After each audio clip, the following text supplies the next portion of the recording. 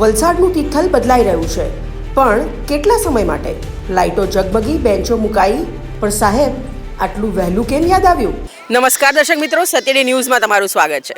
દર્શક મિત્રો, તિથલમાં ફરી એકવાર વિકાસની લહેર જે છે તે ફરવા લાગી છે, પરંતુ સવાલ એક એ છે કે આ ખરેખર વિકાસની લહેર છે કે ચૂંટણીની લહેર છે? એટલે સવાલ આ અમારા મનમાં નથી થઈ રહ્યો, પણ દરેક લોકોના મનમાં થઈ રહ્યો છે કે આ જે લહેર અત્યારે જે નવી આવી છે એ ખરેખર વિકાસની લહેર છે તિથલના કે પછી ચૂંટણીની લહેર છે? ચલો કોઈ વાત નહીં, એકવાર વિકાસ તો થઈ રહ્યો છે. અત્યારે ફાઇનલી વોકવેનું કામ ચાલુ છે, ભલે ગોકળગાયની ગતિએ ચાલી રહ્યું છે.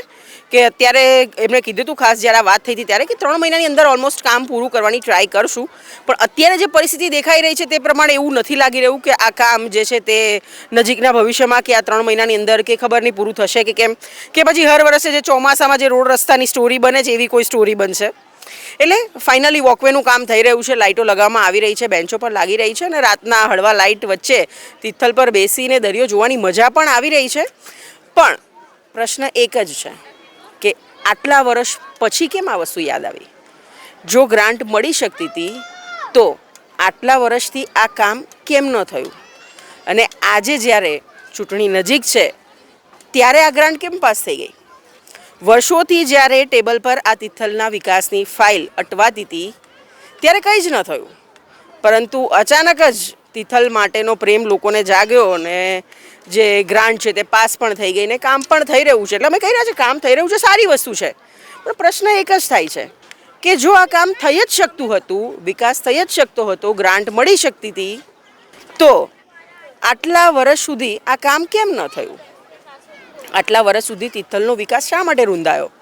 આટલા સમયથી લોકો બૂમો પાડી રહ્યા હતા કે વિકાસની જરૂર છે. ન તો ચાલવા માટે પ્રોપર વોકવે હતું, ન લાઇટોની વ્યવસ્થા હતી, તિથલ વર્ષોથી અંધારામાં ડૂબેલું હતું, ગંદકી એટલી બધી હતી, લોકો બૂમો પાડીને કહી રહ્યા હતા, પણ ત્યારે સાંભળવાવાળું કોઈ નહોતું.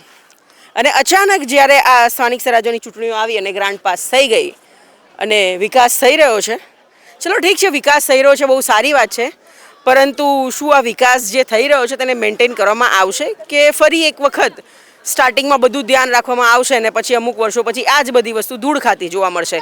એ પણ એક બહુ મોટો પ્રશ્ન છે, કારણ કે હર વખત આ વસ્તુ થાય છે.